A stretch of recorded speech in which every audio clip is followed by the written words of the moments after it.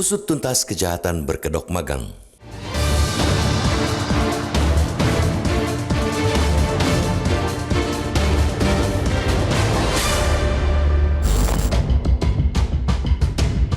Magang sejatinya instrumen penting bagi mahasiswa sebagai kesempatan sekaligus peluang mendapatkan pengalaman, wawasan profesional, dan keterampilan praktis di tempat kerja.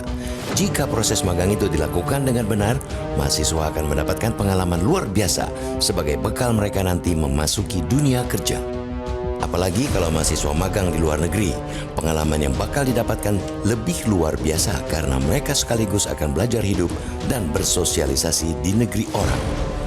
Karena itu, tawaran-tawaran program magang kerja internasional tak pernah kehilangan peminat. Namun, selalu ada kejahatan yang mengintai di setiap peluang. Daya tarik program magang ke luar negeri tak luput dari incaran oknum-oknum busuk untuk menjalankan aksi jahat. Mereka memanfaatkan program magang internasional sebagai kedok dari modus operandi mereka yang sejatinya merupakan tindak pidana perdagangan orang atau TPPO. Kasus teranyar yang terungkap di Jerman barangkali bukan yang pertama dan satu-satunya. Namun, terkuaknya kasus yang bermula dari laporan KBRI Jerman yang membuat aduan dari 4 orang mahasiswa setelah mengikuti program Fringe Job, itu kian membuka mata khalayak bahwa kejahatan di dunia pendidikan ternyata juga bermacam rupa.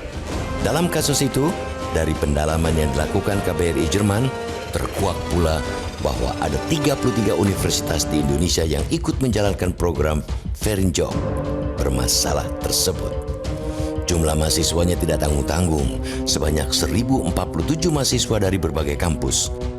Banyak yang memperkirakan sebenarnya jumlah korban mahasiswa maupun universitas yang terkait dengan Fringe Job itu jauh lebih besar. Namun mereka tidak mau bersuara karena berbagai musabab. Yang pasti, 1.000 lebih mahasiswa itu kini dinyatakan sebagai korban TPPO yang diberangkatkan oleh 3 agen tenaga kerja di Jerman. Bareskrim Polri juga sudah menetapkan 5 tersangka dalam kasus itu. 3 diantaranya berasal dari kampus yang memberangkatkan mahasiswa. Salah satunya bahkan guru besar di Universitas Negeri di Jambi. Fakta itulah yang membuat kasus ini semakin memiriskan ketika orang-orang yang berkecimpung di dunia pendidikan justru mendukung, bahkan memfasilitasi sebuah tindak kejahatan. Mahasiswa yang pada awalnya mendaftar dan membayar untuk magang malah dijerumuskan, dieksploitasi untuk pekerjaan-pekerjaan yang tak semestinya. Dalam pengakuan salah satu korban mahasiswa yang menempuh pendidikan elektro, ia disuruh bekerja menjadi tukang angkat barang atau bahasa kasarnya kuli panggul. Seorang mahasiswi Universitas Jambi juga mengaku sempat menjadi kuli bangunan selama mengikuti Fringe Job ke Jerman pada akhir 2023.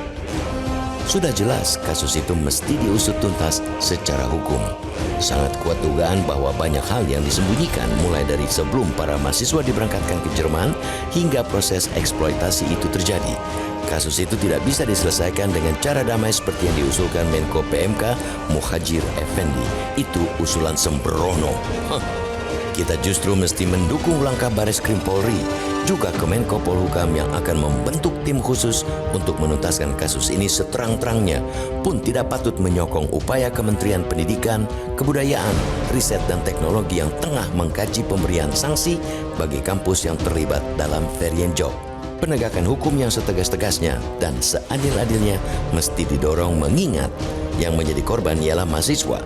Mereka lah calon-calon pemimpin di era Indonesia Emas yang harus dilindungi dari ancaman kejahatan apapun, termasuk TPPO yang berkedok program magang.